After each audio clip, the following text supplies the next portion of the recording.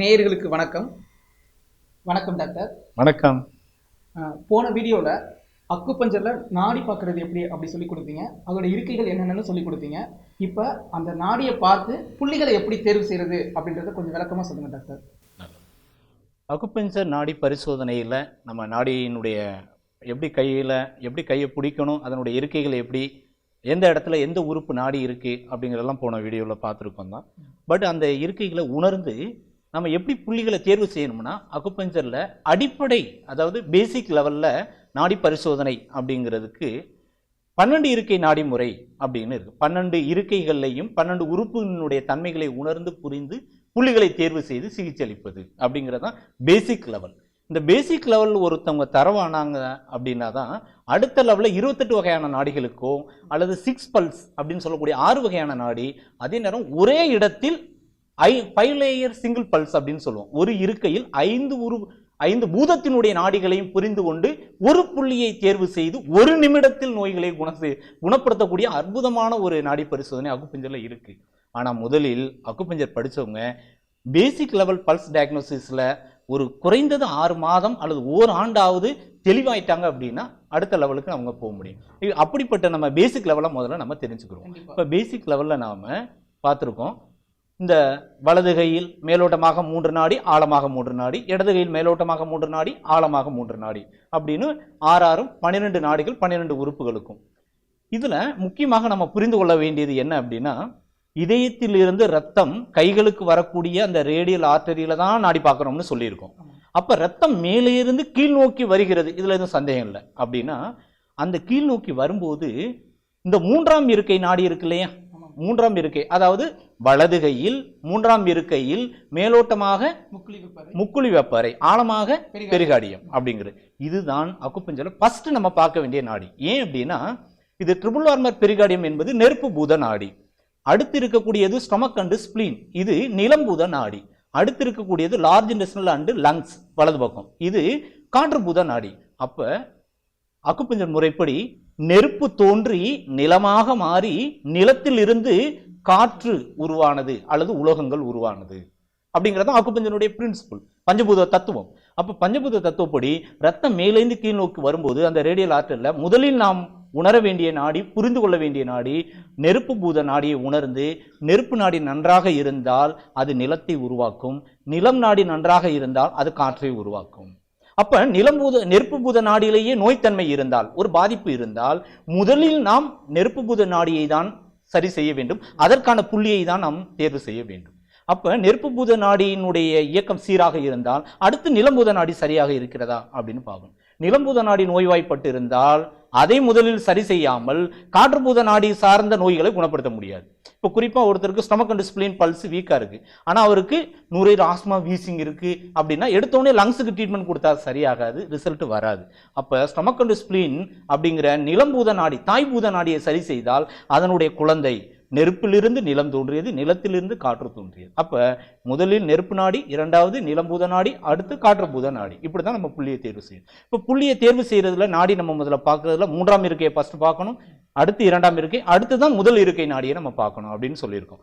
இப்போ இந்த 3ஆம் இருக்கை நாடியை பார்க்கும்போது மேலோட்டமா இருக்கிற யாங் பல்ஸ் 4 விதமான குணம் இருக்குன்னு சொல்லியிருக்கோம். வேகமானது, அழுத்தமானது, தொடர்ச்சியானது, அடுத்து அதே நேரத்தில் அது அதாவது வேகமாகவும் தொடர்ச்சியாகவும் அழுத்தமாகவும் இருக்கக்கூடியதாக இருக்கும்.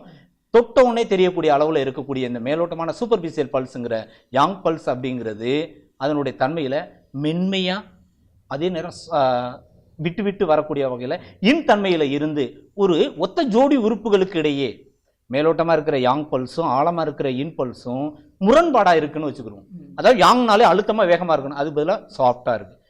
ஆழத்தில் இருக்கிற இன்பல்ஸ் சாஃப்டா இருக்கணும், அது ரொம்ப ஃபோர்ஸா இருக்கு. அப்ப ஒத்த ஜோடி உறுப்புகளுக்கு இடையே ஏற்றத்தாழ்வு இருந்தால் ஒத்த ஜோடி உறுப்பை சமநிலைப்படுத்தணும். இதுதான் பல்ஸ்ல செய்ய வேண்டிய முதல் வேலை. ஒத்த ஒரு எலிமெண்ட்ஸினுடைய ஒத்த ஜோடி உறுப்புகளை சமநிலைப்படுத்தாம நாம அடுத்தடுத்த பூதத்தோட கம்பேர் பண்ணக்கூடாது, புள்ளிகளை தேர்வு செய்யக்கூடாது. அப்ப இது ரெண்டுமே நம்ம ஹஸ்பண்ட் ஒய்ஃப் அப்படின்னு சொல்லுவோம். மேலோட்டமானது கணவன், அழுத்தமானது வேகமானது, தீவிரமானது தொடர்ச்சியானது. கீழே இருக்கிறது ஆழமானது மனைவி நாடி, மென்மையானது அதே நேரம் விட்டு விட்டு வரக்கூடியது, ஆழமாக இருக்கக்கூடியது. அப்ப கணவன் மனைவியை சமநிலைப்படுத்தாமல், ஒத்த ஜோடி உறுப்பை சமநிலைப்படுத்தாமல் அடுத்த பூதத்துக்கு நம்ம போகக்கூடாது. அப்போ ஒத்த ஜோடி உறுப்பை எப்படி சமநிலைப்படுத்துறது அப்படின்னு பார்த்தோம் அப்படின்னா, அதுக்கு மிக தீவிரமாக இருந்தால் அதுல லியோ கனெக்டிங் பாயிண்ட், லூ கனெக்டிங் பாயிண்ட் அப்படின்னு சொல்லணும் இல்லையா, அந்த லூ கனெக்டிங் பாயிண்ட்டும் எந்த உறுப்பு நாடி மிகவும் பலகீனமாக இருக்கிறதோ அதுல யுவான் சோர்ஸ் பாயிண்ட் அப்படிங்கிற புள்ளியை தேர்வு செய்யணும். அப்போ ஒத்த ஜோடி உறுப்புகளுக்கு இடையே சக்தி சமநிலைப்படுத்துவதற்கு சோர்ஸ் பாயிண்ட் அண்ட் லியோ கனெக்டிவ் பாயிண்ட்ங்கிற 2 புள்ளிகளை போட்டு இந்த சோர்ஸ் பாயிண்ட்டை லியோ கனெக்டிவ் பாயிண்ட்டை நோக்கி போடணும். அந்த லியோ கனெக்டிவ் பாயிண்ட்டை சோர்ஸ் பாயிண்ட்டை நோக்கி போடணும். இது ரெண்டையும் ஒன்றை நோக்கி ஒன்று போட்டால் கணவனையும் மனைவியையும் ஒருவரை ஒருவர் சந்திக்க வைத்து சமாதானப்படுத்தி ஒரு இணக்கமான தன்மைக்கு கொண்டு வர்ற மாதிரி இந்த ஒத்த ஜோடி உறுப்புகளை சமநிலைப்படுத்தக்கூடிய அற்புதமான ஒரு டெக்னிக் வந்து இந்த யுவான் சோர்ஸ் பாயிண்ட் அண்ட் லியோ கனெக்ட் பாயிண்ட் பயன்படுத்தக்கூடிய முறை. இதே மாதிரி தான் நிலம்பூதத்துக்கும் பார்க்கணும், காற்று பூதத்துக்கும் பார்க்கணும். அதே நேரத்தில் இடதுகையில் அதே மாதிரி இங்க முதல் இருக்கை, இரண்டாம் இருக்கை, மூன்றாம் இருக்கை, ரத்தம் மேலேருந்து கீழே வரும்போது இந்த மூன்றாம் இருக்கையில் இருக்கக்கூடிய நாடி நீர்பூத நாடி, யூரினரி பிளாடர் அண்ட் கிட்னி. அடுத்து இரண்டாம் இருக்கையில் இருக்கக்கூடியது கால்பிளாடர் அண்ட் லிவர், அது இரண்டாம் இருக்கை நாடி, அது மரம்பூத நாடி. அடுத்து இருக்கக்கூடியது ஸ்மால் இன்டெஸ்டைன் அண்ட் ஹார்ட், மூன்றாம் இருக்கை, அது நெருப்பு பூத நாடி. அப்ப நீர் தோன்றி மரமாக வளர்ந்து மரம் அழிந்து நெருப்பாக மாறுகிறது, அப்படித்தானே? அப்ப நீர்பூதம் தான் மரத்தை உருவாக்கியது, மரம் தான் நெருப்பை உருவாக்குகிறது. இப்படிதான் தொடர்ச்சியாக வருது. அப்ப முதலில் நீர்பூத நாடியை சமநிலைப்படுத்த வேண்டும், அடுத்து மரம்பூத நாடியை சமநிலைப்படுத்த வேண்டும், அதன் பிறகுதான் நாம நெருப்பு பூதத்தை சரி செய்ய வேண்டும். ஒருத்தருக்கு ஹார்ட் பேஷண்ட் இருக்காங்க, எடுத்தோடனே கிட்னி ஹார்ட் சேனலை நான் தூண்டலாமா? செய்யக்கூடாது. முதல்ல நீர்பூத நாடி சரியா இருக்கா? சரியா இருக்கு. கிட்னி பல்ஸ் நல்லா இருக்கு. அடுத்து லிவர் பல்ஸ் நல்லா இருக்கா? நல்லா இருக்கு. இது ரெண்டும் சரியா இருந்தாதான் இதய நோயை சரி செய்ய முடியும், இதய நோயாளியை நம்ம சரி செய்ய முடியும். எடுத்தோடனே ஹார்ட் சேனல்ல ட்ரீட்மெண்ட் கொடுத்தோம்னா அவங்களுக்கு ரிசல்ட் கிடைக்கவே கிடைக்காது. பல்ஸ் டயக்னோசிஸ்ல ரொம்ப ரொம்ப முக்கியமானது நாடியினுடைய அந்த வரையறை நமக்கு தெரியணும், அடிப்படை தெரியணும். அப்போ ஒத்த ஜோடி உறுப்புகளை சமநிலைப்படுத்துறோம் அப்படின்னா, இப்ப மேலோட்டமா யாங் பல்ஸ் பார்க்குறோம், கரெக்டா இருக்கு. ஆழமா பார்க்குறோம், கரெக்டா இருக்கு. அப்போ ஒத்த ஜோடி உறுப்பு சமநிலையில இருக்கு, அப்போ நோய் இல்லை, ஆனா அவங்க நோயாளியா இருக்காங்க. இப்பதான் நமக்கு ரெண்டாவது தத்துவம் தேவைப்படுது. என்ன தத்துவம் அப்படின்னா, இப்ப தாய் தனையன் விதி, மதர் சன் லா அப்படிங்கிற தத்துவம். இப்ப அக்குபஞ்சர் மதர் சன் லா படி எப்படின்னா, இந்த நெருப்பு பூத நாடி ட்ரிபிள் ஆர்னர் பெரிகார்டியம் தீவிரமாக இருந்து அடுத்திருக்க நிலம்பூத நாடி ரொம்ப வீக்கா இருந்தா நெருப்பு தேக்கமாகி நிலமாக மாறாமல் நிலம்பூதம் தன்னுடைய குழந்தைக்கு சக்தியை கொடுக்காம தாய் பலமாக இருக்கு, மகன் பூதம் பலகீனமாக இருக்கிறது. அப்ப தாயிடமிருந்து சக்தியை மகனுக்கு பிரித்து கொடுக்க வேண்டும். அப்ப நெருப்பு பூதத்தில் உள்ள மகன் புள்ளியை போட்டு நிலத்துக்கு சக்தியை பிரித்து கொடுக்க வேண்டும். அல்லது இந்த நிலம் பூதம் வீக்கா இருக்கு, நெருப்பு தாய் பலமா இருந்தா இந்த வீக்கா இருக்கக்கூடிய இந்த ஸ்டொமக் அண்ட் ஸ்பிளீன்ல தாய் புள்ளி நெருப்பு பூத புள்ளி இருக்கு இல்லையா, ஃபயர் பாயிண்ட், அந்த ஃபயர் பாயிண்ட்டை போட்டோம்னா தாயிடமிருந்து சக்தியை வாங்கிக் கொள்ளும்.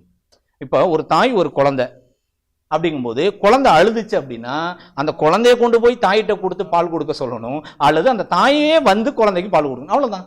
அப்ப தீவிரமா இருக்க நெருப்பு பூதத்துல மகன் புள்ளியை கொடுக்கணும், பலகீனமா இருக்கக்கூடிய பூதத்துல தாய் புள்ளியை தூண்டணும், அவ்வளவுதான். இது மதர் சன் லா. இதே மாதிரி தான் ஒவ்வொரு எலிமெண்ட்ஸுக்கும். இப்ப நிலத்துக்கும் காற்றுக்கும் ஒப்பிடும்போது நிலம் பலமாக இருந்து காற்று பூதம் வீக்கா இருந்தா முதல்ல சொன்ன மாதிரியே நிலத்துல இருக்கிற காற்று புள்ளியை கொடுக்கணும், காற்று பூதத்துல இருக்கக்கூடிய நிலம் புள்ளியை கொடுக்கணும். இது இரண்டாவது தத்துவம். இப்ப அதே மாதிரி பார்க்குற மூணுமே அருகருகே இருக்கிற நாடிகளை ஒப்பிட்டு பார்க்குறோம். முதல்ல ஃபர்ஸ்ட் பார்த்தது மேலோட்டமானது எப்படி இருக்கு, ஆழமா எப்படி இருக்கு, ரெண்டு சமநிலையில இருந்தா ஒன்றும் பிரச்சனை இல்லை. ரெண்டாவது பார்க்குறோம் அருகருகே இருக்கிற நாடி சமநிலையில இருக்கா, இல்லை அப்படின்னா தாய் தனையன் விதி தேவைப்படும். இப்ப அருகருகே இருக்கிற நாடி சமநிலையில இருக்கு அப்படிங்கும்போது அவங்களுக்கு நோய் இருக்கு. அப்ப என்ன காரணமா இருக்கும்? உடனே ஆப்போசிட் இந்த இடதுகை நாடியை பார்க்கணும். பார்த்துட்டு இடதுகை நாடியும் வலதுகை நாடியும் ஒப்பிட வேண்டும். அது எப்படி ஒப்பிடுறது? இப்பதான் மூன்றாவது லெவல்ல எப்படின்னா, இதுக்கு என்ன தத்துவம் பயன்படுகிறதுனா கணவன் மனைவி விதி தேவைப்படுகிறது, ஹஸ்பண்ட் ஒய்ஃப் லா. அது என்ன ஹஸ்பண்ட் ஒய்ஃப் லா அப்படின்னா, அக்குபஞ்சர் முறைப்படி இடதுகை நாடி அனைத்துமே இந்த 6 பல்ஸுமே யாங் பல்ஸ் அப்படின்னு சொல்ற கணவன் நாடி, வலது கையில் இருக்கிற 6 யாங் பல்ஸுமே இன் பல்ஸ் எல்லாமே இந்த கையில் இருக்கிற நாடிகள் அனைத்துமே மனைவி நாடி. அதாவது கணவன் நாடியை விட மனைவி நாடி சற்று பலகீனமாக இருக்க வேண்டும், இதுதான் விதி. அப்ப இந்த வலதுகை நாடியை பார்க்கிறோம், அதே நேரத்தில் இடதுகை நாடியும் பார்க்கிறோம். ரெண்டையும் பார்க்கும்போது இந்த இடது கையை விட வலது கை நாடி தீவிரமாக இருந்தால், மனைவி நாடி மிக தீவிரமாக இருந்து கணவன் நாடி பலகீனமாக இருந்தால் அவருக்கு நோய் வரும். அது ஆரோக்கிய கேடு. இப்பதான் ஹஸ்பண்ட் ஒய்ஃப்லாம் எப்படி இங்க இருக்கக்கூடிய ட்ரிபிள் வார்மர் பெரிகார்டியம் ஃபயர் நெருப்பு இருக்கு இல்லையா, அந்த பக்கம் இருக்கக்கூடியது மூன்றாம் இருக்கையில நீர்பூதம். இந்த நீருக்கும் நெருப்பும் என்பது ஹஸ்பண்ட் ஒய்ஃப் இல்லையா. இந்த நெருப்பு நீரை என்ன செய்யும், வத்த வச்சிரும். நீர் அதிகமானா நெருப்பை அணைச்சிரும். ரெண்டுமே ஹஸ்பண்ட் ஒய்ஃப் ஒன்றை ஒன்று டாமினேட் பண்ணும். அப்ப இந்த நெருப்பும் நீர் நாடியும் எது ஏற்றத்தாழ்வு இருக்கோ, நெருப்புல இருக்கிற நீர் புள்ளியை தூண்ட வேண்டும் அல்லது நீரில் இருக்கிற நெருப்பு புள்ளியை தூண்ட வேண்டும். அப்படி தூண்டுனா கணவன் மனைவி விதிப்படி 2 நாடியும் சமநிலைப்படும். இந்த 12 இருக்கை நாடி முறைப்படி முதலில் ஒத்த ஜோடி உறுப்பை சமநிலைப்படுத்த வேண்டும். அதுக்கு யுவான்சோர்ஸ் பாயிண்ட் அண்ட் லியோகனைன் பாயிண்ட் பயன்படுத்தணும். 2வது லெவல்ல நம்ம யூஸ் பண்ணக்கூடியது அருகருகே இருக்கிற நாடிகளோடு ஒப்பிட்டு பார்த்து எது ஏற்றத்தாழ்வு இருக்கோ தாய்ப்புள்ளி அல்லது மகன் புள்ளியை தூண்ட வேண்டும். அது தாய் தனியன் விதி. அல்லது அருகருகே இருக்கிற சமநிலையில இருந்தா எதிரெதிர் திசையில் இருக்கக்கூடியதை ஒப்பிட்டு பார்த்து கணவன் மனைவி விதிப்படி புள்ளியை தேர்வு செய்ய வேண்டும். இந்த 3 விதிகளின்படி புள்ளிகளை தேர்வு செய்து சிகிச்சை அளிப்பதுதான் அக்குபஞ்சர்ல பேசிக் லெவல்ல இருக்கிற பல்ஸ் டயக்னோசிஸ். மிக அற்புதமான ஒரு சப்ஜெக்ட் இது. இதை நீங்க பயன்படுத்தி பாருங்க. இதனுடைய அனுபவத்தை நீங்க பகிர்ந்து கொள்ளுங்க. இந்த வீடியோ உங்களுக்கு பிடிச்சிருந்தா ஷேர் பண்ணுங்க. அக்கு நீதி டிவி. நன்றி, வணக்கம்.